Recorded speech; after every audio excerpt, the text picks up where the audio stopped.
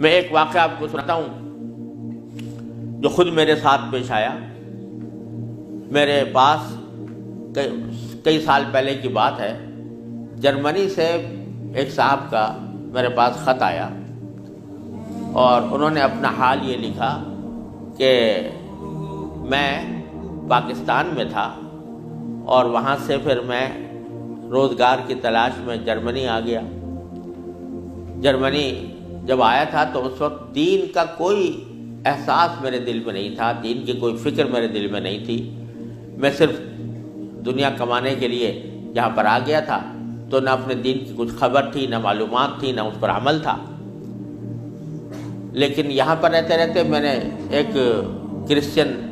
لڑکی سے میرے تعلقات ہو گئے اور پھر میں نے اسے شادی کر لی. شادی کے بعد بھی کوئی دین کی طرف رغبت پیدا نہیں ہوئی، کوئی احساس پیدا نہیں ہوا. لیکن جب اولاد ہو گئی اور اولاد ذرا نشو و نما پانے لگی، ذرا سی وہ سمجھدار ہونے لگی، تو اس وقت میں نے دیکھا کہ میری کرسچن بیوی وہ اولاد کو کرسچینٹی پڑھا رہی ہے اور کرسچینٹی کی تعلیم دے رہی ہے. تو اس وقت میرے دل کا اندر کا سویا ہوا مسلمان جاگا کہ یہ میری اولاد ہے اور یہ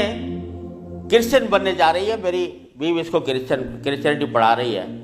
تو میں نے اپنی بیوی سے کہا کہ تم اس کو یہ کرسچینٹی مت پڑھاؤ. بیوی نے کہا میں کیوں نہ پڑھاؤں، یہ میری بھی اولاد ہے اور میں اس کو حق سمجھتی ہوں، تو اپنی اولاد کو بھی ویسے ہی بنانا چاہتی ہوں. میں نے کہا نہیں، کرسچینٹی حق نہیں ہے، اسلام برحق ہے. تو اس نے کہا مجھے ثابت کرو کہ کیوں برحق ہے اسلام اور کرسچینٹی میں کیا خرابی ہے. تو اب میرے پاس علم تو تھا نہیں، مجھے اپنے دین کا بھی پتہ نہیں تھا، کرسچینٹی کا بھی پتہ نہیں تھا. لہذا جب وہ بات کرتی تو میں اس کا جواب دینے کے لیے کی پوزیشن میں نہیں تھا، اس کے سوالات کا جواب نہیں دے سکتا تھا، اس کے اعتراضات کا جواب نہیں دے سکتا تھا. تو میں اس مشکل میں ہوں کہ میری اولاد وہ میری بیوی کی تعلیم و تربیت کے نتیجے میں کرسچن بننے جا رہی ہے اور میرے دل پر آرے چل رہے ہیں، میں کچھ کر نہیں سکتا. تو آپ مجھے کوئی طریقہ بتائیے. یہ خط میرے پاس آیا تو میں نے اللہ تبارک و تعالیٰ سے دعا کی کہ اللہ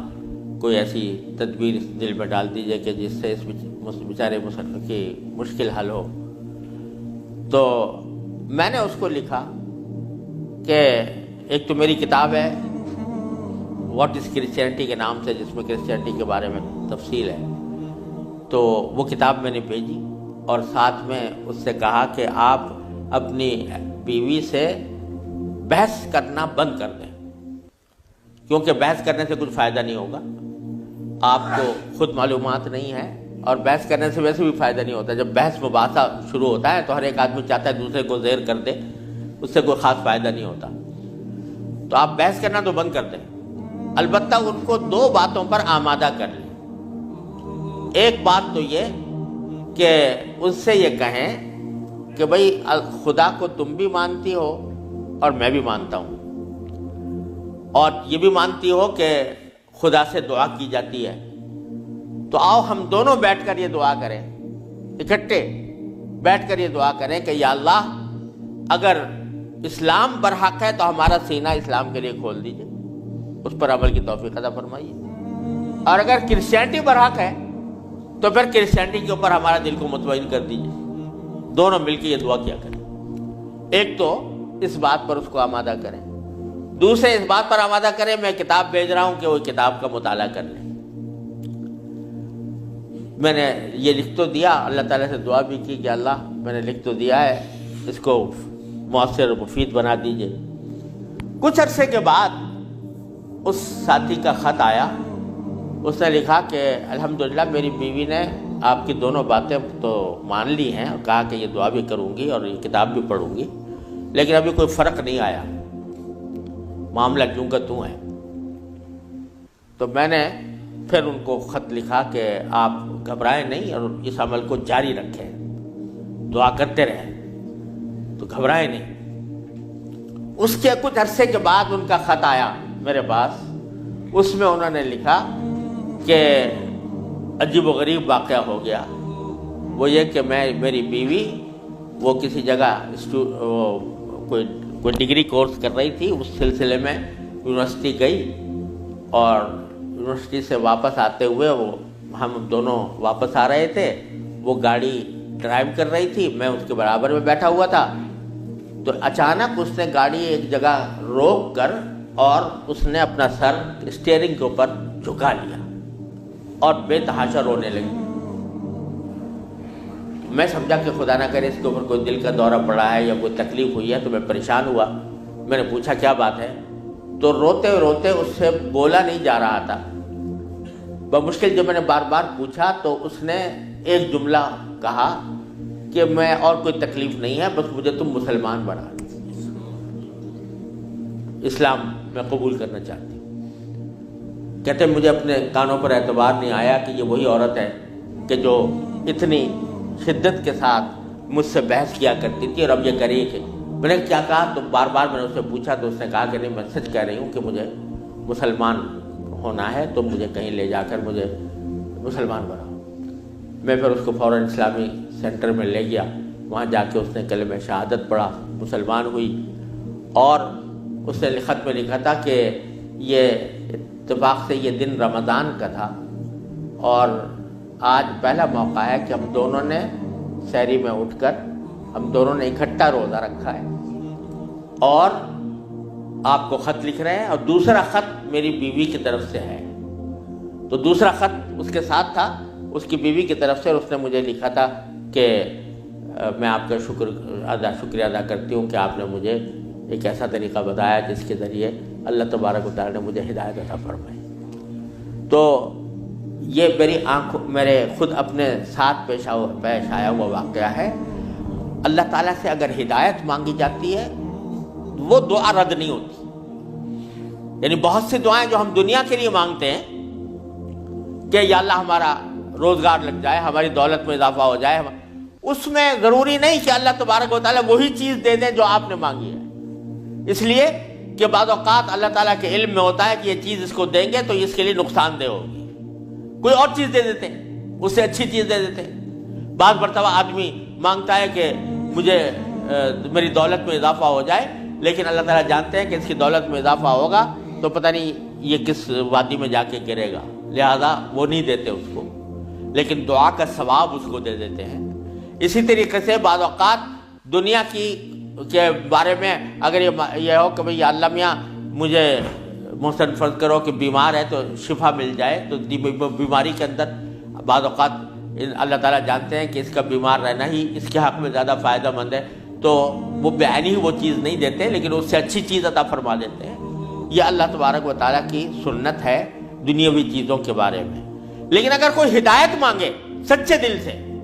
یا اللہ مجھے ہدایت دے دے، یا اللہ مجھے سیدھے راستے پر چلنے کی توفیق دے دے، یا اللہ میری اولاد کو سیدھے راستے پر چلنے کی توفیق دے دے، تو یہ دعا رد نہیں ہوتی، اور یہ دعا ضرور قبول ہوتی ہے بشرطے کہ مانگنے والا ہو، سچے دل سے مانگے،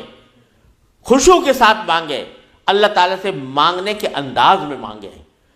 تو اللہ تبارک و تعالیٰ وہ دعا رد نہیں فرماتے۔ بلکہ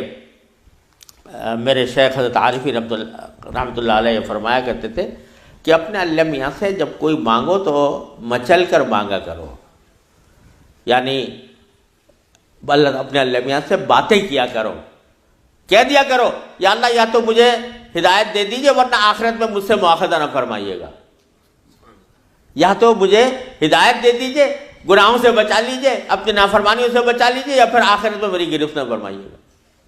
تو بندہ جب اس طرح مانگتا ہے تو اللہ تبارک و تعالیٰ ضرور عطا فرماتا ہے، ہدایت ملتی ہے، اور ساتھ ساتھ یہ کہ وہاں پر آپ کے لیے ایک عذر ہو جاتا ہے کہ یا اللہ میں نے تو آپ سے مانگا تھا اور کہا تھا کہ مجھے ہدایت دے دیجئے، میرے گناہ چھڑوا دیجئے مثلا۔ تو آدمی اپنی سی کوشش کرے اور باقی کام کے لیے دعا کرے، صرف دعا بھی کافی نہیں ہوتی، اپنی سی کوشش بھی ضروری ہے۔ جیسے میں نے وہ یہ مثال دی تھی تو میں نے ساتھ میں اس کو کتاب بھی دی تھی، ایسا نہیں کہ صرف دعا ہی پر اکتفا کرے بلکہ تھوڑا سا طلب اس کے اندر پیدا ہو، کہ طلب بھی ہو، طلب ہو اور اس طلب کے لیے کوئی عملی اقدام اپنا سا کرے، اس کے بعد اللہ تعالیٰ سے مانگے تو اللہ تعالیٰ رد نہیں فرماتے۔ حضرت مولانا رومی رحمۃ اللہ علیہ فرماتے ہیں، مثنوی والے مولانا رومی فرماتے ہیں کہ دیکھو حضرت یوسف علیہ السلام کا واقعہ دیکھو کہ ان کو جب زلیخا نے ورغلایا، گناہ کے اوپر آمادہ کرنے کی کوشش کی، تو قرآن کریم میں ہے کہ اس سے پہلے اس نے سارے دروازوں پر تالے ڈال دیے تھے، غلقت الابواب،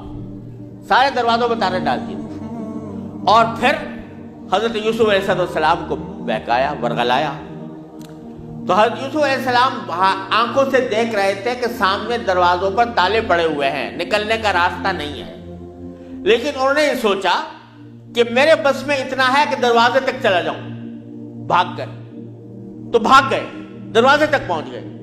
اور وہاں جا کے مانگا اللہ تعالیٰ سے کہ یا اللہ یہاں تک پہنچنا تو میرا کام تھا، آگے دروازے سے باہر نکالنا اور اس گناہ سے مجھے بچانا آپ کا کام ہے۔ تو نتیجہ یہ ہوا کہ دروازے کے تالے ٹوٹ گئے اور داخل۔ تو مولانا رومی فرماتے ہیں کہ گرچہ رکھنا نیست عالم را پدید، خیرہ یوسف وار می باید دوید، اگرچہ تمہیں اس دنیا کے اندر تمہیں کوئی راستہ نظر نہیں آ رہا گناہوں سے بچنے کا، اللہ تبارک و تعالیٰ کی نافرمانی سے بچنے کا ماحول ایسا ہے، اس سے نکلنے کا راستہ نظر نہیں آیا، لیکن خیرہ یوسف وار می باید دوید، جس طرح یوسف علیہ السلام دروازے اپنے حد تک جتنا کر سکتے تھے اس کے لیے دروازے تک دوڑ گئے، اس طرح تم بھی دوڑ جاؤ اور پھر اللہ تبارک و تعالیٰ سے مانگو، تو اللہ تبارک و تعالیٰ انشاءاللہ رد نہیں فرمائیں گے۔ اس لیے میں عرض کرتا ہوں کہ اپنے معمولات میں، روزمرہ کے معمولات میں یہ بات شامل کریں کہ رات کو سونے سے پہلے اللہ تبارک و تعالیٰ کی بارگاہ میں اپنی بھی اور اپنی اولاد کی بھی، اپنے گھر والوں کی بھی ہدایت کی دعا فرمائیں۔ اللہ یا اللہ اپنے رحمت سے ہم چاہتے ہیں کہ ایسا کریں، اپنی طرف سے کوشش بھی کر رہے ہیں، یا اللہ اپنے فضل و کرم سے اپنے رحمت سے اس کوشش کو کامیاب بنا دیجئے اور ہمارے دلوں کو پھیر دیجئے۔ قرآن کریم حضور اقدس صلی اللہ علیہ وسلم دعا تلقین فرمائی، یا مصرف القلوب صرف قلوبنا علی طاعتک، اے وہ ذات جو دلوں کو پھیرنے والی ہے، اے اللہ ہمارے دلوں کو اپنی طاعت کی طرف پھیر دیجئے، اپنی اطاعت کی طرف پھیر دیجئے۔ یہ دعا سرکار دو عالم صلی اللہ علیہ وسلم تلقین فرمائی۔ تو یہ دعا ہر روز بندہ مانگے اللہ تبارک و تعالیٰ سے، انشاءاللہ رد نہیں ہوگی، انشاءاللہ ضرور کامیابی ہوگی۔ اپنی طرف سے کوشش جاری رہے اور ساتھ ساتھ اللہ تعالیٰ سے مانگتے رہیں، انشاءاللہ یہ کوشش کبھی رائے گاہ نہیں جائے گی، اللہ تبارک و تعالیٰ اس کو ضرور قبول فرمائیں گے۔